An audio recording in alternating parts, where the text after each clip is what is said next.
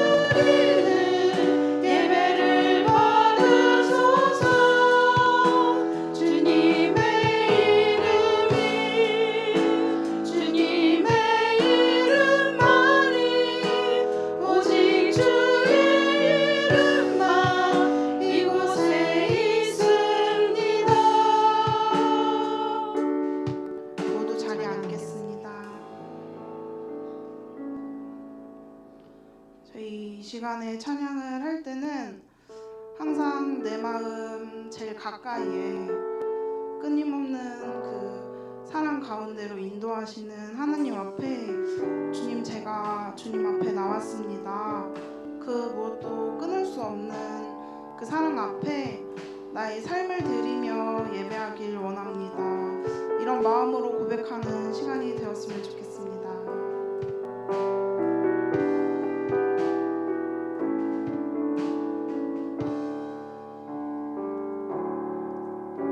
주 사랑이 나를 스치게 해.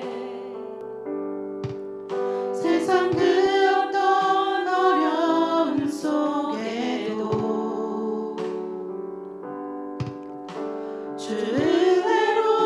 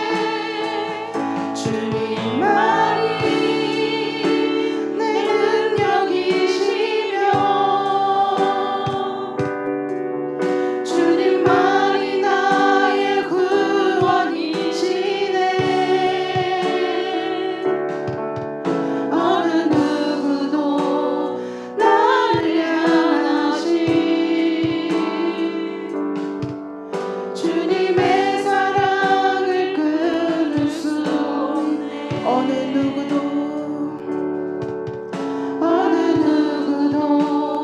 나를 향하신 주님의 사랑을 끊을 수 없네.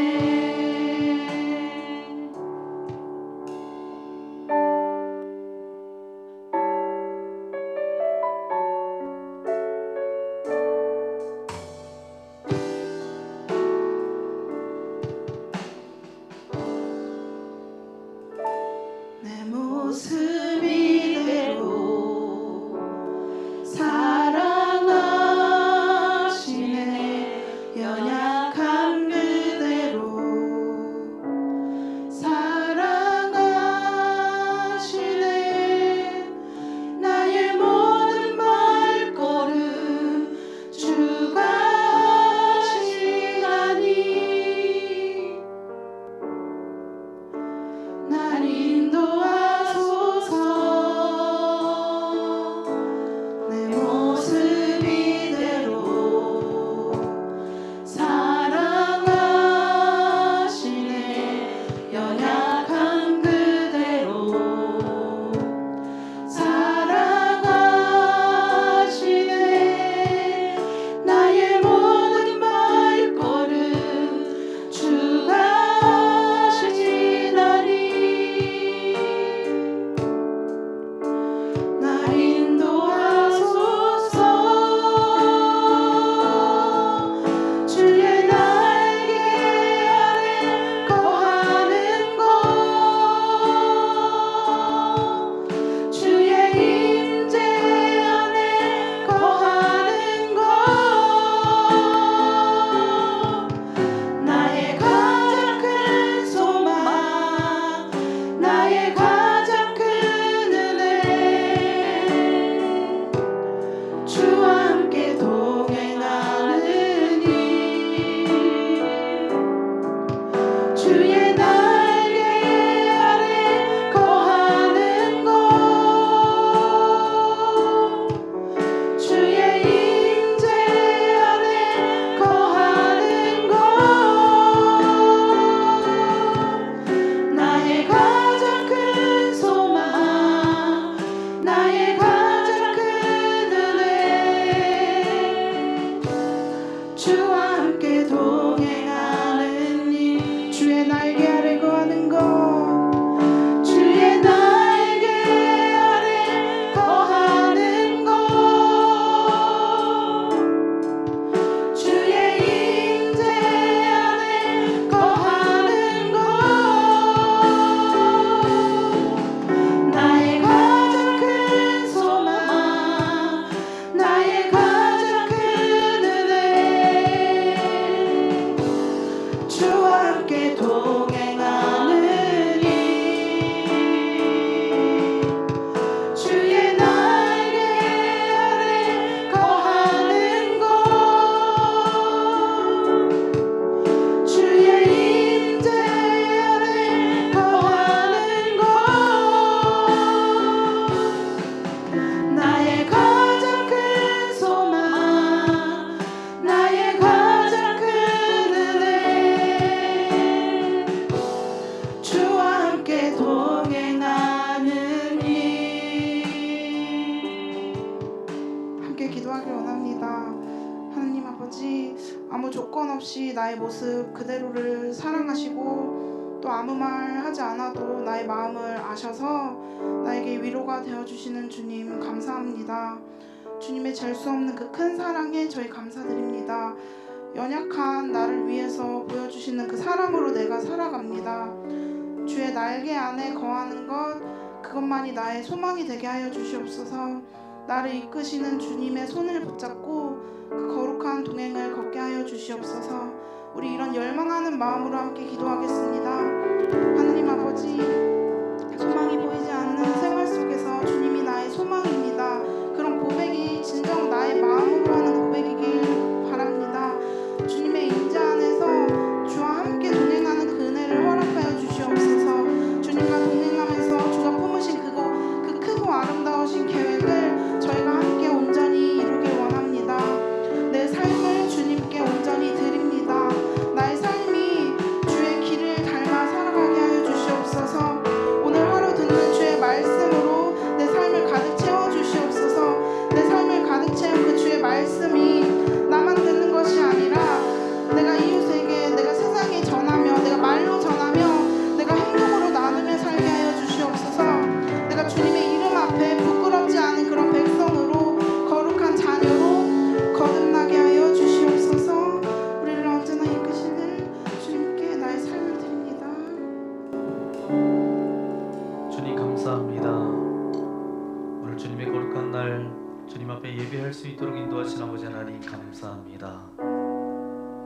이 시간 우리 있는 모습 그대로를 가지고 주님 앞에 나왔사오니 하나님의 한량없는 은혜로 우리를 안아주시고 우리에게 말씀하여 주시고 우리가 갈 바를 알게 하여 주셔서 우리의 감정과 환경에 휩쓸려 살아가는 인생이 아니라 그 가운데 주님의 말씀을 붙들고 믿음으로 돌파하며 믿음으로 나아갈 수 있도록 우리에게 믿음의 믿음을 더하여 주옵소서. 오늘 이 예배를 통해서 굳건한 반석 위에 우리를 세워주시고 독수리 날개치며 올라가는 그 믿음으로 주님 앞에 찬양하며 예배하는 귀한 시간 되어지기를 소망합니다. 예배를 방해하는 모든 어둠의 영들은 떠나갈지어다. 성령 하나님께서 우리와 함께 하셔서 우리 머리부터 발끝까지 주님 붙들어 주셔서 전심으로 주님을 구하며 주님을 바라보는 복된 예배가 되어질 수 있도록 함께하여 주옵소서. 모든 찬양과 예배를 주님께서 홀로 받아주실 것을 믿고 감사를 드리오며 우리를 죄악에서 구원하여 주신 우리 구주 예수님의 이름으로 간절히 기도하옵나이다. 아멘. 우리 전우자와 계심이라고 인사해볼까요? 사랑합니다. 축복합니다. 저를 좋습니다. 네, 2024년 두 번째 주일 예배로 주님 앞에 예배를 드립니다. 우리 예배가 그냥 가볍게 드려지는 예배가 아니라 날마다 드려지는 예배가 여러분의 마음을 쏟아놓고 또 여러분의 모습을 또 자세히 들여다보고 우리가 어떻게 살아가야 할지 결단하는 그런 예배가 되어지기를 소망합니다. 오늘도 하나님 우리를 예배자로 불러주셨사오니 오늘 말씀하여 주옵소서. 참된 예배자로 서겠습니다. 그 고백을 담아 이 시간 함께 찬양하겠습니다.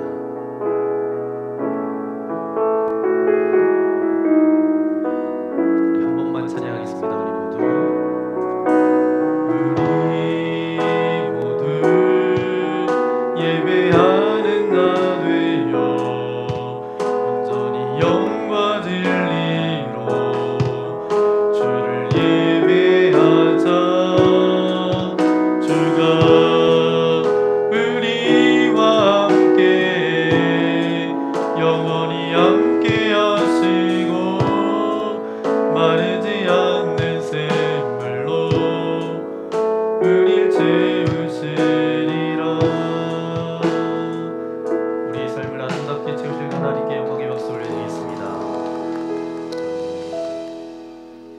오늘 우리 주신 하나님의 말씀 함께 찾아보기 원합니다. 느헤미야 13장 1절부터 3절까지 말씀입니다. 원래는 31절까지 말씀을 그렇게 봐야 되는데 3절까지만 그렇게 읽도록 하겠습니다. 우리 한 목소리로 함께 읽도록 하겠습니다. 시작. 그날 모세의 책에 낭독하여 백성에게 들렸는데 그 책에 기록하기를 암몬 사람과 모압 사람은 영원히 하나님의 총회에 들어오지 못하리니 이는 그들이 양식과 물로 이스라엘 자손을 영접하지 아니하고 도리어 발람에게 뇌물을 주어 저주하게 하였음이라. 그러나 우리 하나님이 그 저주를 돌이켜 복이 되게 하셨다 하였는지라.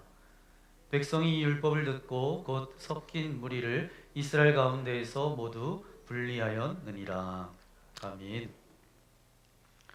오늘 느헤미야 강의 말씀 15번째 마지막 말씀을 여러분과 함께 나눕니다. 느헤미야 13장 1절부터 3절까지 말씀을 가지고 우리는 날마다 새로워지는 자로 부름받았습니다 는 제목으로 하나님의 말씀을 나누기를 원합니다. 우리가 이 땅을 살아가면서 자꾸 우리는 타성에 젖을 때가 있습니다. 그리고 타협하죠. 누구든지 그런 것 같습니다. 그러니까 끝까지 타협하지 않고 정도를 걷는다라는 것은 무던하게 자기와의 싸움이에요. 처음에는 좋게 또 새롭게 시작했다가 자꾸 무너지고 또 자기도 모르는 사이에 나태해지고 굳어져 버립니다. 사람이 있는 곳은 마찬가지인 것 같아요. 어떤 조직이든 교회 공동체도 마찬가지입니다. 그래서 개혁이라는 것은 개신교의 표현은 이것입니다. 개혁은 계속된다는 거예요. 그래서 마르틴 루터가 1517년에 종교개혁을 일으켰습니다. 근데 이것은 그때 끝난 게 아닙니다. 주님이 오실 때까지 계속 개혁은 계속돼야 된다라는 거예요. 신앙은 그 속성상 날마다 새로워지는 것입니다. 새롭게 변화되는 것을 멈추는 순간 어떻게 돼요? 신앙이 정체되고, 정체되기 시작하면 강팍해지고 굳어질 수밖에 없다는 거예요. 그러니까 신앙인이 날마다 그 심령 가운데, 그 삶 가운데 영적인 어떤 하나님의 은혜를 공급받지를 못한다라고 한다면 그 신앙인은 자기도 모르는 사이에 죽어가고 있다라고 말할 수 있습니다. 이것이 느헤미야 13장 이 마지막 장 말씀을 통해서 저와 여러분에게 주시는 메시지예요. 느헤미야 말씀을 쭉 나누면서 그들이 무너진 성벽도 재건했어요. 회개 운동도 일어났습니다. 영적인 하나님의 언약을 다시 한번 갱신했어요. 이런 것 저런 것 다 해봤습니다. 그런데 여러분 생각해 볼 때 이제 마지막쯤 되면 어떻게 해야 돼요? 잘 정리가 되고 마무리가 되어져야 됩니다. 그런데 놀랍게도 느헤미야 마지막 장 13장 말씀해 보니까 잘 정리된 내용이 나오는 것이 아니라 여전히 뒤집어지고 여전히 갈아엎어지는 개혁의 내용들이 나오고 있어요. 여기서 주는 메시지는 분명합니다. 우리의 신앙은 날마다 새로워져야 합니다. 아멘. 저는 느헤미야 1장부터 마지막 장까지 쭉 읽어보면서 느헤미야의 인생을 끌고 갔던 중심, 그 축이 무엇인가? 느헤미야 인생이 그렇게 살아갔던 저의 삶의 중심이 무엇이었는가? 뭐였죠? 기도였습니다. 기도. 느헤미야라는 사람은 단 한 하루도 방심하지 않았다는 거예요. 이것을 다른 말로 하면 단 하루도 하나님 밖에서 일하지 않았으니까. 늘 매일의 삶 가운데 아침에 눈 뜨면 어땠을까요? 하나님을 초청하고 하나님 나를 도와주세요. 하나님 나를 기억해 주세요. 오늘 하루도 승리하는 삶을 살아갈 수 있게 그렇게 기도하며 살았다라는 겁니다. 우리도 기도하지 않으면 이 세상 가운데서 살아갈 재간이 없어요. 그래서 우리는 날마다 하나님의 도우심과 새로운 은혜의 말씀을 받을 때만이 제대로 된 신앙인답게 살아갈 수 있게 됩니다. 그러면 질문 하나가 생깁니다. 어떻게 하면 우리의 신앙이 새로워질 수 있을까? 어떻게 할 때 우리의 신앙이 새로워질 수 있을까? 이 질문이 남겨져요. 그러면 이 질문 가운데 우리의 신앙이 새로워질 수 있는 비결이 있는데 우리 첫 번째 함께 고백하겠습니다. 시작. 말씀을 묵상하고 배우는 것이 날마다 새로워지는 신앙생활입니다. 아멘. 말씀을 묵상하고 그 말씀을 읽고 그 말씀을 통해서 주시는 하나님의 은혜가 깨달아져서 그 말씀을 통해서 배우게 될 때 날마다 새롭게 신앙생활할 수 있다라는 거예요. 우리 1절 말씀 함께 읽어볼까요? 1절입니다. 시작. 그날 모세의 책을 낭독하여 백성에게 들렸는데 그 책에 기록하기를 암몬 사람과 모압 사람은 영원히 하나님의 총회에 들어오지 못하리니. 아멘. 모세 책에 기록된 말씀을 우리에게 가르쳐주고 있는데 신명기 23장의 말씀이에요. 이 내용은 백성들이 이 율법의 말씀을 듣고 섞여 있는 무리들 가운데 이스라엘 백성들이 모두 분리했다는 거예요. 분리했다는 거예요. 그 이유는 이스라엘 백성들이 출애굽하면서 이제 가나안 땅에 들어갈 때 암몬 족속과 모압 족속이 이스라엘 백성들의 먹을 것과 마실 물을 주기는커녕 오히려 당대에 유명하다라고 했던 점쟁이 발람을 매수해서 이스라엘을 저주하도록 했습니다. 그러나 그때 하나님께서 어떻게 하셨어요? 발람의 입을 전적으로 주관하셔서 그 입에서 이스라엘 향해 저주가 나온 것이 아니라 그것을 축복으로 바꿔주셨다는 거예요. 이렇게 이것이 실패로 돌아가자 저들이 어떻게 했습니까? 모압 사람들이 어떻게 했어요? 미인계를 씁니다. 그래서 미인계를 써서 이제 천막을 치고 있었던 이스라엘 남자들을 유혹하기 시작합니다. 그래서 거기에 한순간에 다 넘어가서 그 모압 여인과 간음하게 되죠. 이것이 끝난 것이 아닙니다. 저들이 우상 숭배하면서 절을 하고 행음하게 했다는 거예요. 이 암몬 사람과 모압 사람은 이스라엘 백성들이 영적 혼합주의와 우상주의에 빠져서 하나님과 멀어지게 함으로써 심판을 당하게 했던 존재의 이유가 바로 저들이었다는 거예요. 이런 암몬 사람과 모압 사람이 여전히 영향력을 미치고 있었어요. 이제 이스라엘 백성들이 이 하나님의 말씀이 자신의 심령 속에 탁 이제 부딪히기 시작했습니다. 그들이 그 말씀이 부딪히니까 뭐가 잘못했는지를 처음에는 몰랐는데 하나님의 말씀을 듣는 중에 이게 잘못됐구나 하는 것을 깨달았다라는 거예요. 여러분, 느헤미야가 누굽니까? 어려움을 극복하고 성벽을 백성들과 함께 완공했던 사람이 느헤미야예요. 그 지도력을 인정받았던 사람이고 리더십이 있었던 사람입니다. 그는 페르시아에서 정식으로 파견받은 예루살렘 총독으로 권력도 가지고 있었어요. 어느덧 머리가 이제 희끗희끗 하얗게 되었습니다. 경험도 있었고 경륜도 있었기 때문에 우리 말로 치자면 이제 원로가 된 거죠. 여러분, 이런 것들을 가지고 얼마든지 백성들을 야단칠 수도 있고 그들을 꾸짖을 수도 있잖아요. 그런데 그 백성들의 삶을 면밀히 살펴보고 분석해 보니까 그 문제가 무엇인지를 알게 되었어요. 그래서 백성들에게 모세 율법을 들려줍니다. 그때 당시 지금이야 우리가 성경책이 다 있어서 말씀을 읽고 말씀을 묵상할 수도 있지만 그때 당시는 그냥 두루마리 성경이 있어서 누군가가 읽어주지 않으면 말씀을 듣지를 못했을 때였어요. 그러니까 그들이 지금 뭐가 잘못됐는지 잘 몰랐는데 하나님의 말씀을 경청하고 듣다 보니까 우리 가운데 이런 문제가 있었구나 깨달았다라는 거예요. 여러분, 믿음이라고 하는 것은 강요한다고 가져질 수 있는 것이 아니에요. 그래서 믿음을 나 믿음을 가져야지, 큰 믿음을 가져야지. 그래서 믿음이 가져지던가요? 안 돼요. 헌신도 마찬가지입니다. 누군가 위협해서 헌신을 시킬 수는 있을 거예요. 그런데 잠깐 헌신하겠죠. 그런데 마음이 들여지지 않는 헌신이 헌신이겠어요? 감사한 것은 예수님께서도 우리에게 믿음을 강요해서 가지라고 하지 않으셨습니다. 오늘 느헤미야는 하나님의 말씀을 들려줌으로 말미암아 권면합니다. 저들이 알아듣도록 권하고 격려했어요. 이것이 느헤미야가 처음에 한 일이었습니다. 그랬을 때 백성들이 하나님의 말씀을 경청하고 듣다 보니까 우리 가운데 뭐가 문제였는지를 깨닫게 된 것이죠.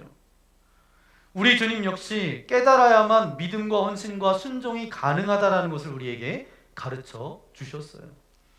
우리들이 날마다 그렇게 영적 깨달음이 있고 날마다 우리의 신앙이 새로워지기 위해서 필수적인 것이 있는데 그게 바로 뭐라고요? 말씀을 날마다 묵상하는 것입니다. 다시 말하면 하나님의 말씀을 읽고 묵상하고 그 말씀이 깨달아지는 은혜가 있을 때마다 우리는 영적인 어떤 하나님의 새로운 은혜를 공급받아 날마다 새로운 신앙생활을 할 수 있음을 오늘 이 말씀을 통해서 우리에게 가르쳐 주고 있습니다. 왜냐하면 성경에 보니까 이 말씀을 뭐라고 이야기해요? 캐논이라고 이야기합니다. 캐논은 뭐죠? 자라는 거. 자가 뭐죠? 센치를 재고 이것에 맞는지 안 맞는지 확인하는 게 자잖아요. 이 말씀을 잣대라 그랬어요. 무슨 얘기냐? 우리가 살다 보면 나도 모르는 사이에 내 내면이 뒤틀어져서 삶이 삐뚤어집니다. 나도 모르는 사이에 내 신앙이 왜곡된다는 거예요. 처음에는 조금 뒤틀린 것 같았는데 조금 지나고 나면 어떻게 돼요? 그냥 적응이 돼서 뒤틀린 것처럼 느끼지를 못하는 것입니다. 오늘 우리는 너무도 적응을 잘하잖아요. 적응을 너무 잘하잖아요.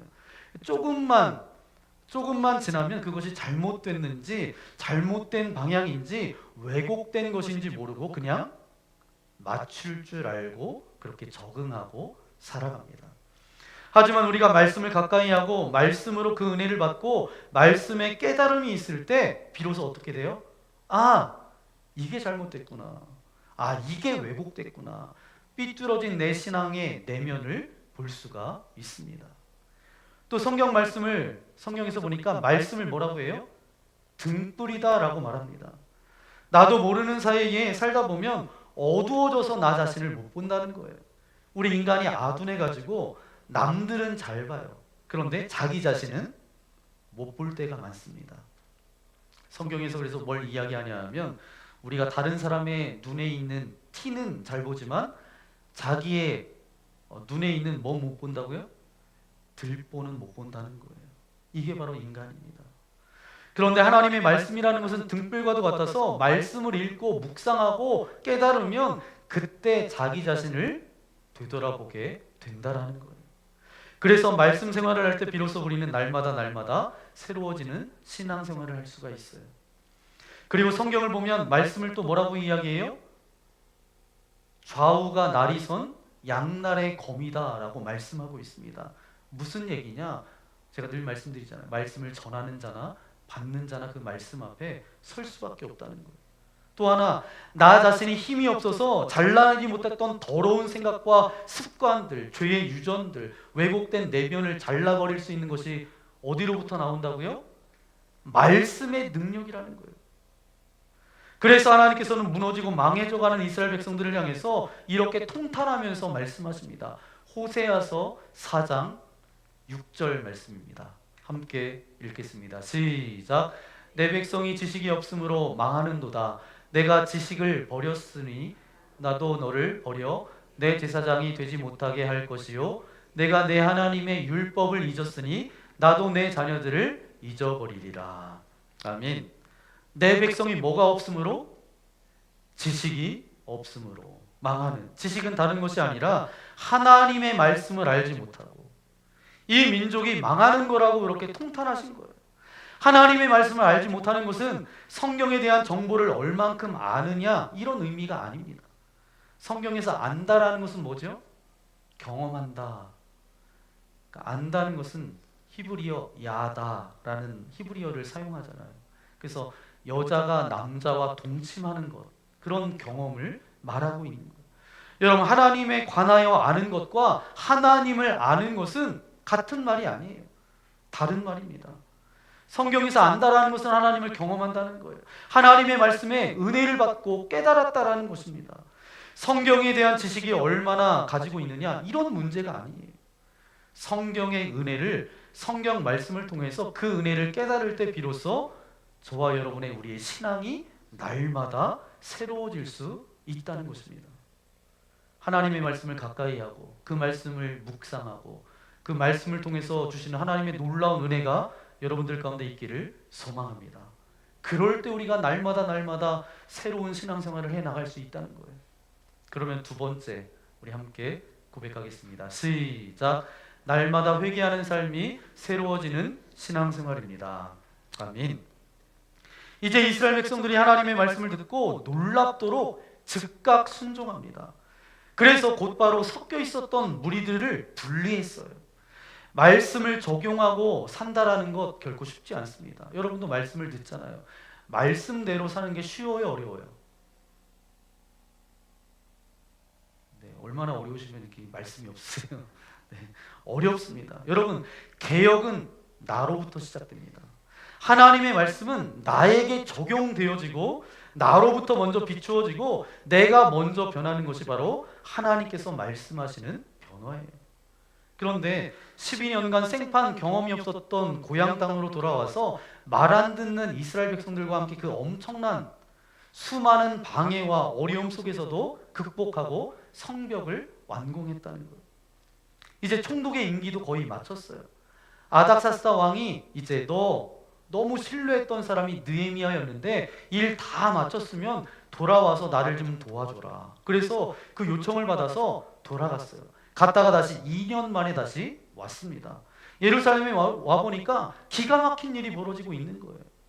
어떤 일이 벌어졌는가? 5절 말씀입니다. 함께 읽겠습니다. 시작.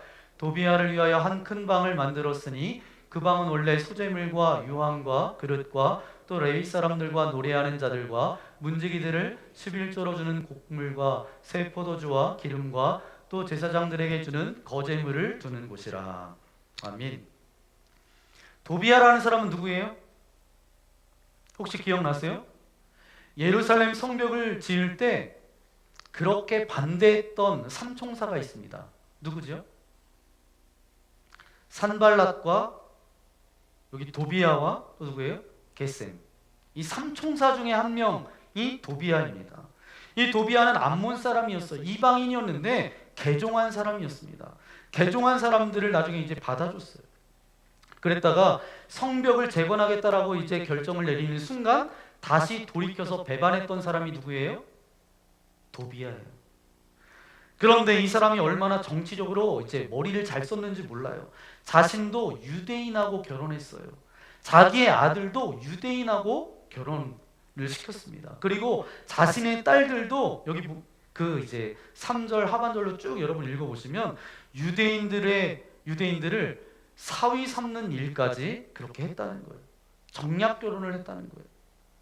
머리를 잘 썼다는 거예요. 이 도비아와 연락이 있었으므로 이 말은 가까이 지냈다라는 뜻입니다. 그런데 이 도비아가 하나님 앞에서 회개하고 하나님의 자녀가 된 것도 아닌데 그런 사람이 성전에 들락날락하는 것, 이것도 큰 문제이긴 문제예요. 근데 들락날락하는 정도가 아니었어요. 어땠어요?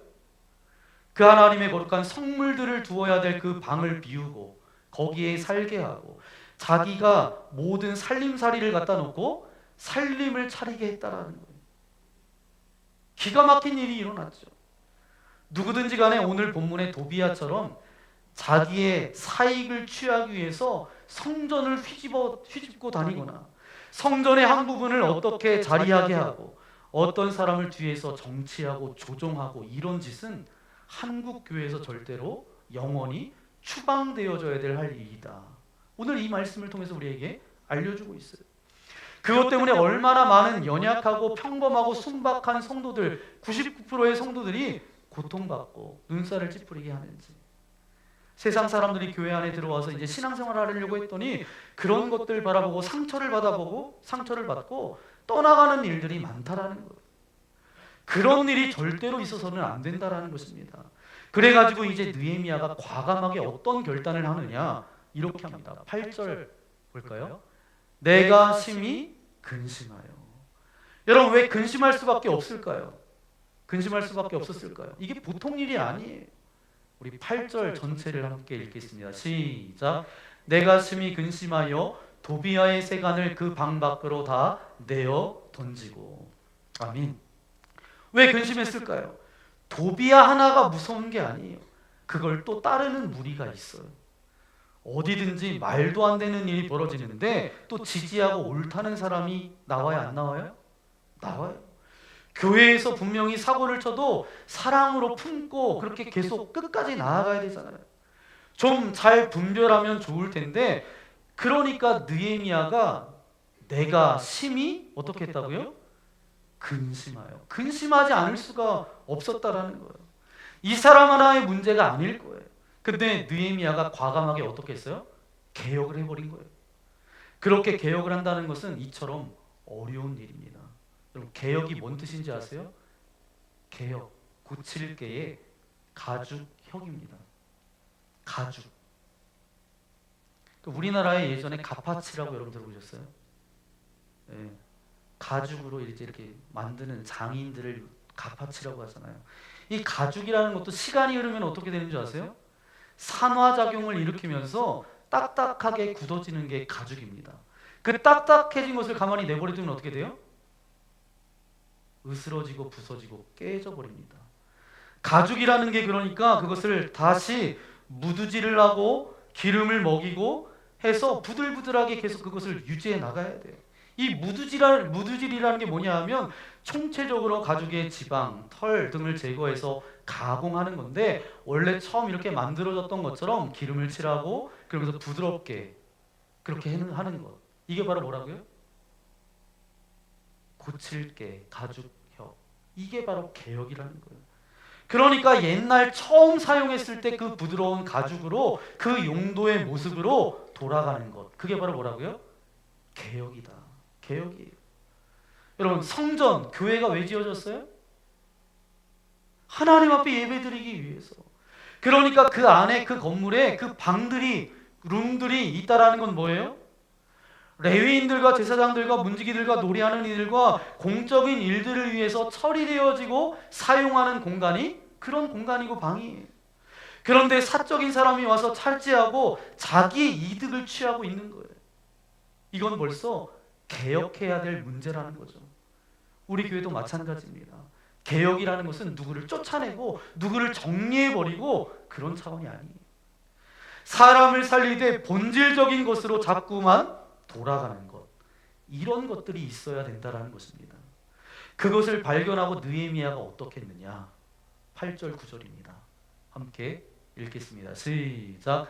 내가 심히 근심하여 도비아의 세간을 그 방 밖으로 다 내어 던지고 명령하여 그 방을 정결하게 하고 하나님의 전에 그릇과 소재물과 유황을 다시 그리로 들여 놓았느니라. 아멘.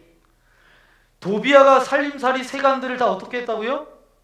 그 밖으로 다 던져버렸어요. 그리고 그 방이 원래 사용되어졌던 목적이 뭐죠? 하나님 앞에 드려져야 되는 성물들, 그것을 다시 채워 넣었다. 다시 원상복귀 시켰다. 이것을 오늘 우리의 신앙 고백으로는 뭐라고 불러요? 회개라고 부르는 거예요.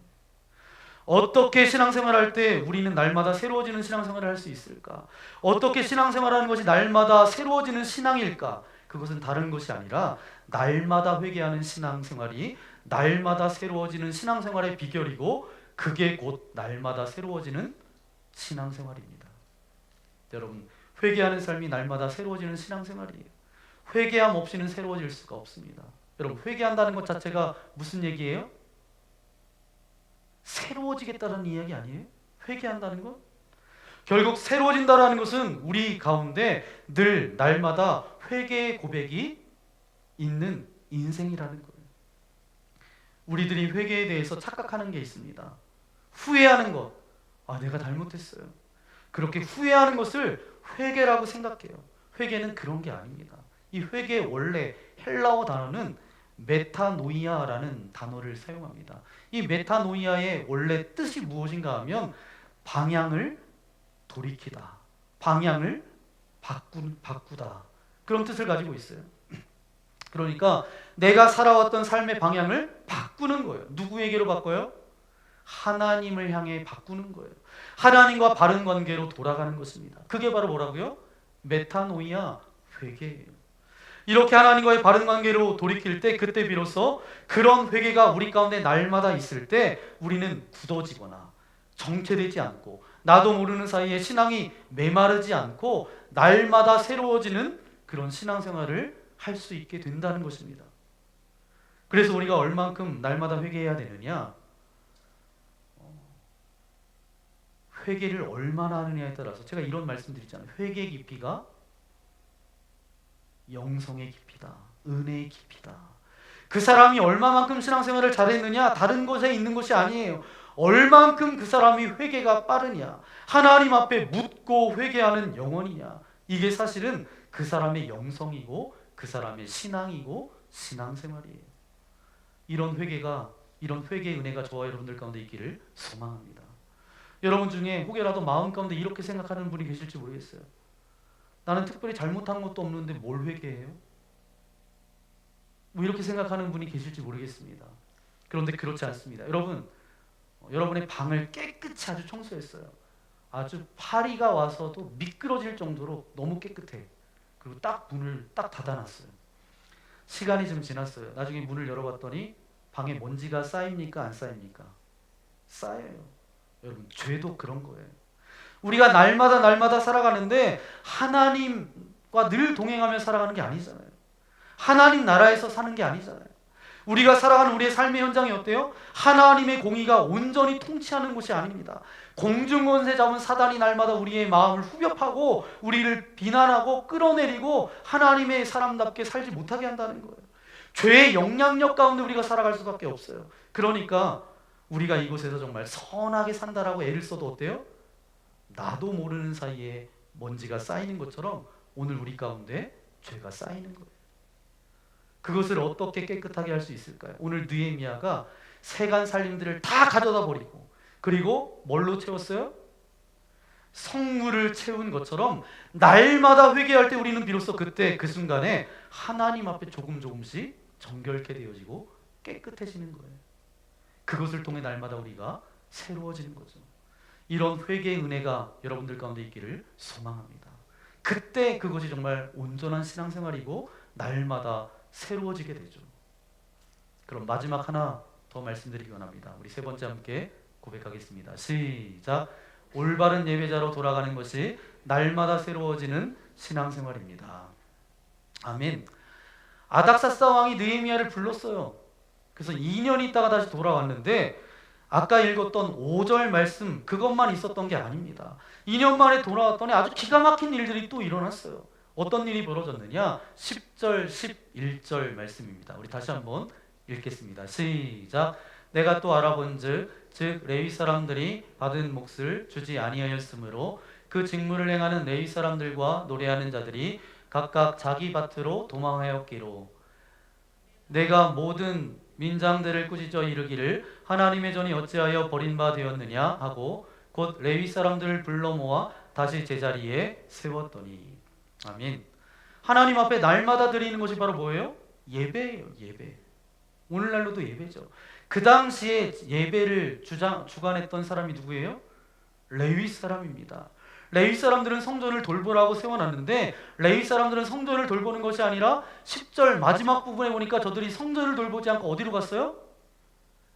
각각 자기 밭으로 도망하였기로. 다 밭으로 갔어요. 왜냐하면 사람들이 그곳에서 10개 중에 하나를 들여서 그 성전을 잘 관리하고 그것을 드리지 않았으니까 하나님의 성전이 버림받았다는 거예요. 그게 오늘 말씀인데 이것은 어떤 경제의 질서를 말하는 것이 아니에요. 무슨 뜻이냐? 사람들이 바빴어요. 힘들었어요. 또 너무 재밌는 거예요. 눈에 보이는 게 너무 유혹하고 그게 너무 재밌으니까 마음을 뺏기고 열심히 살다 보니까 어느 순간에 그 마음 가운데 어떤 일들이 벌어졌어요? 점점 그 마음이 멀어지기 시작했어요. 어느 순간에 하나님 앞에 예배 드리는 것이 멀어졌다라는 거예요. 그들의 우선순위의 예배의 중요성이 사라지기 시작했다라는 거예요. 자기들의 삶 가운데 예배의 우선순위가 뒷전으로 물러났다는 것입니다. 예배가 무시되고 예배가 사라지고 있는 거예요. 그래서 하나님의 전이 버림받기 시작했다라는 거예요. 물론 그들이 하나님 앞에 제사하고 예배 드리는 것, 예배를 드렸을까요? 안 드렸을까요? 예배 드렸겠죠. 그렇지만 뭐만 남았느냐? 형식만 남았어요. 변질된 제사를 드리기 시작했다라는 거예요. 이게 저들의 문제였어요. 다시 말하면 내가 날마다 살아있는 신앙생활을 하기 위해서 끊임없이 예배 때문에 갈등할 줄 알아야 된다는 거예요. 무슨 얘기냐? 예배를 드렸는데 나도 모르는 사이에 내 마음이 밭으로 가 있는 거예요. 내 생각이 그냥 밭으로 가 있어요. 이 얘기가 뭐예요? 예배를 드리고 있기는 있어요. 정말 예배실에 앉아 있기는 있어요. 빨리 끝나면 가야지. 누구를 만나야지. 뭐를 해야지. 밭으로 갔다는 거예요. 그게. 여러분 예배를 드리셔야 돼요. 하나님의 말씀을 들으셔야 돼요. 그런데 우리의 마음이 밭으로 가버릴 수 있다는 거예요. 그것은 뭐예요? 예배의 우선순위가 밀리는 거예요. 그것을 당연한 것처럼 받아들이는 것이 아니라 그것 때문에 내 마음을 치고 가슴을 치면서 갈등해서 온전한 예배자로 설 때 그때 우리는 날마다 새롭게 신앙생활하는 인생으로 살아갈 수 있습니다. 이게 바로 회개예요. 그러니까 하나님께서 기뻐 받으시는 것이 뭐냐? 하나님 앞에 나올 때 우리가 회개하는 영혼과 감사하는 영혼을 갖고 올 때 하나님께서 우리를 기뻐 받으신다는 거예요. 내가 하나님 앞에 예배드리지만 여전히 내 생각은 내 마음은 딴 데 밭에 가 있을 때마다 그것을 당연한 것처럼 여기는 것이 아니라 그것 때문에 끊임없이 갈등하고 하나님 그럼에도 불구하고 나를 이곳에 불러주시고 예배자로 세워주신 주님 감사합니다. 그 감사의 고백을 드리는 거예요. 또 하나 그렇게 살아가지 못하는 것에 대해서 늘 회개하는 마음이 있을 때 하나님께서는 저와 여러분의 예배를 기뻐 받아주시는 줄 믿습니다. 여러분 놀라운 것은 뭐예요? 예배가 변하면 그의 인생도 변합니다. 여러분 예배가 살아있는 예배로 주님 앞에 드리면 그 인생도 살아나게 돼요. 예배에 실패하면 우리의 일상적인 삶도 실패하게 돼 있어요. 그래서 하나님 앞에 온전히 예배드리기 위해서 끊임없이 씨름할 때 우리는 우리의 신앙생활은 날마다 새롭게 나아갈 수 있게 됩니다. 그런 은혜가 여러분들 가운데 있기를 소망합니다. 오늘 느헤미야 말씀을 마감하면서 주님의 말씀으로 여러분들에게 도전을 주는 메시지는 바로 이것입니다. 우리의 신앙생활은 그 속성상 어떻다는 거예요? 새로워져야 돼요. 처음 예수님을 믿었을 때 그 감격과 감동이 그대로 남겨져 있어야 돼요. 신앙의 연배가 많아질수록 시간이 많이 흘러갈수록 우리도 모르는 사이에 굳어져 버리고 정체되어 버리고 그것은 어떻게 된다고요? 우리의 신앙이 죽은 신앙이 된다는 거예요. 저는 여러분들이 신앙생활이 앞으로도 뭐 10년, 20년, 30년, 아니 50년, 100년 이후에도 이 믿음의 공동체가 날마다 영적인 은혜와 감동과 감격이 있는, 날마다 새로워지는 믿음 생활의 은총이 여러분들 가운데 있기를 소망합니다. 그러기 위해서 어떻게 해야 돼요? 하나님의 말씀을 묵상하고 읽고 가까이 하고 그 말씀을 깨닫고 그 은혜를 받은 사람, 하나님 말씀 앞에 날마다 회개의 고백이 있는 인생, 무엇보다도 예배를 온전히 드리기 위해서 무던히도 애를 쓰던 그런 고백들이 여러분 가운데 자리 잡기를 소망합니다. 그래서 여러분이나 저나 이 믿음의 공동체가 세월이 가면 갈수록 더 새로워지는 믿음의 공동체가 또한 저와 여러분 되시기를 예수님의 이름으로 간절히 축원합니다. 느헤미야 말씀을 통해서 우리에게 주시는 메시지는 그거예요. 우리는 날마다 새로워지는 자로 부름받았다라는 거.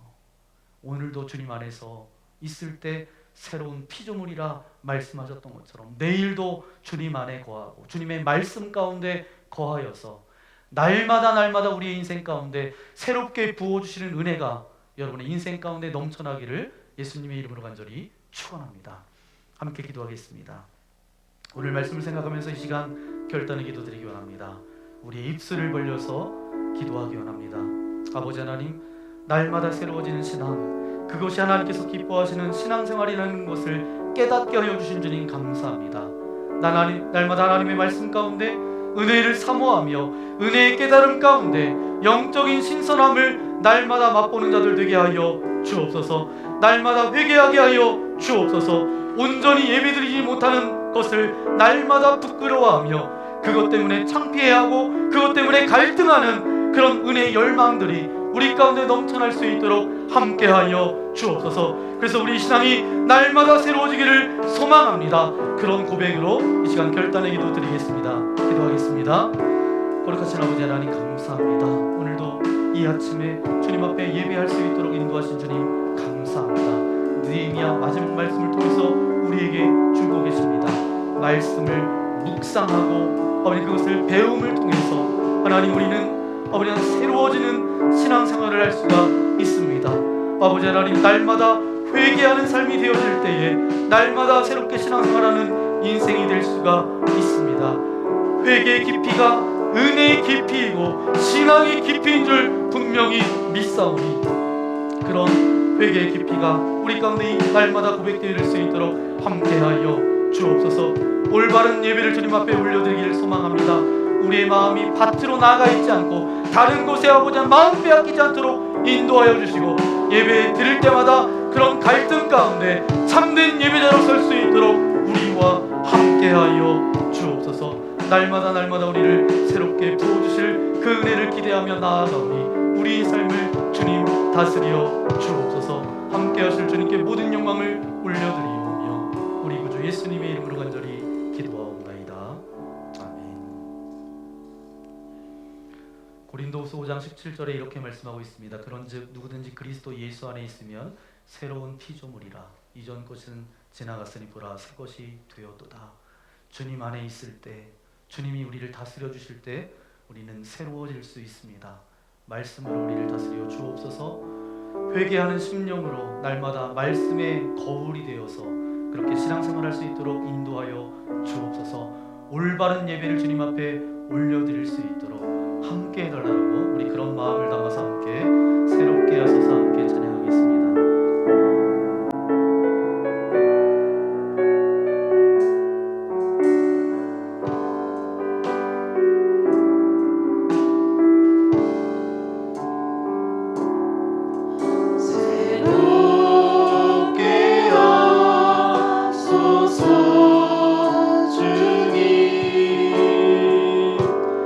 사랑 나의 마음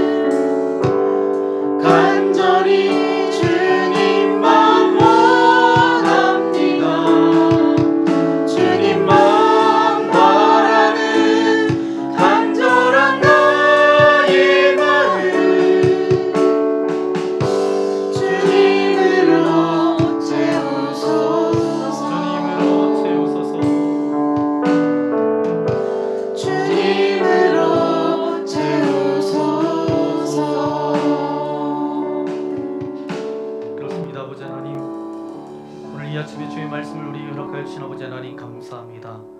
우리는 날마다 새로워지는 자로 부름받았습니다.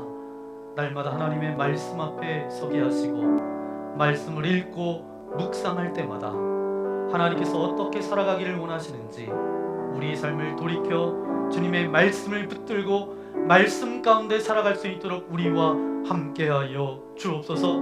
또한 말씀은 거울입니다. 우리가 말씀을 통해서 내가 잘못 살았구나 깨닫게 하시는데 깨달아질 때마다 결단하며 순종하는 믿음을 우리에게 허락하여 주옵소서. 후회하고 내가 잘못했구나 여기서만 머무는 인생이 아니라 우리의 삶의 방향을 바꾸고 하나님을 향하여서 우리의 삶을 드릴 수 있도록 우리와 함께하여 주옵소서. 또한 올바른 예배자로 주님 앞에 서기를 원합니다. 올바른 예배로 주님 앞에 올려드리기를 소망합니다.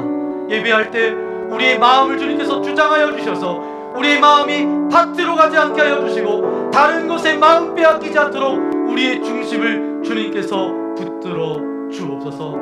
그렇게 나아갈 때 날마다 새롭게 신앙생활하는 비결임을 우리에게 말씀해 주셨사오니 2024년 날마다 주님을 예배하며 하루하루의 삶이 그런 새로운 삶을 살아갈 수 있도록 우리와 함께하여 주옵소서. 그 결단을 담아 귀한 물질을 주님께 올려드립니다. 기뻐 받아주시고 우리가 물질의 노예로 살아가지 않도록 인도하시며 때를 따라 돕는 주님의 은혜가 우리의 가정과 자녀들과 일터와 직장 가운데 넘쳐날 수 있도록 함께하여 주옵소서. 이제 한 주간 살아갑니다. 어느 곳에 있든지 무엇을 하든지 내가 주님의 자녀이며 예배자임을 망각하지 않도록 인도하여 주시고 불러주신 날마다 하루하루가 새롭게 신앙생활할 수 있도록 우리와 함께하여 주옵소서. 특별히 오늘 이전에 나올 때 여러 가지 근심과 염려와 두려움과 걱정과 관계의 문제와 어떤 섭섭한 마음을 가지고 나왔습니까? 어떤 육체 질병과 아픔을 가지고 나왔습니까? 주님의 피 묻은 손으로 안수하여 주실 때에 모든 질병은 떠나갈지어다, 모든 아픔은 사라질지어다, 근심과 염려와 두려움과 모든 관계의 문제들은 사라질지어다. 날마다 하늘의 평강을 우리에게 허락하여 주시고 세상이 줄 수 없는 기쁨을 하루하루 맛보며 살아갈 수 있도록 우리와 함께하여 주옵소서. 이제는 우리 구주 예수 그리스도의 크신 은혜와 하나님 아버지의 넓으신 사랑하심과 성령 하나님의 위로교통 함께하여 주심이 우리는 날마다 새로워지는 자로 부름받았습니다. 그러기에 말씀을 읽고 묵상하며 회개의 깊이가 영성의 깊이인데 회개함으로 또한 올바른 예배자로 그렇게 나아가기를 결단하는 주의 거룩한 자녀들 머리머리 위에 저들의 가정과 또는 자녀들과 저들이 펼칠 모든 삶 위에 이제로부터 영원토록 함께하옵시기를 간절히 축원하옵나이다. 아멘.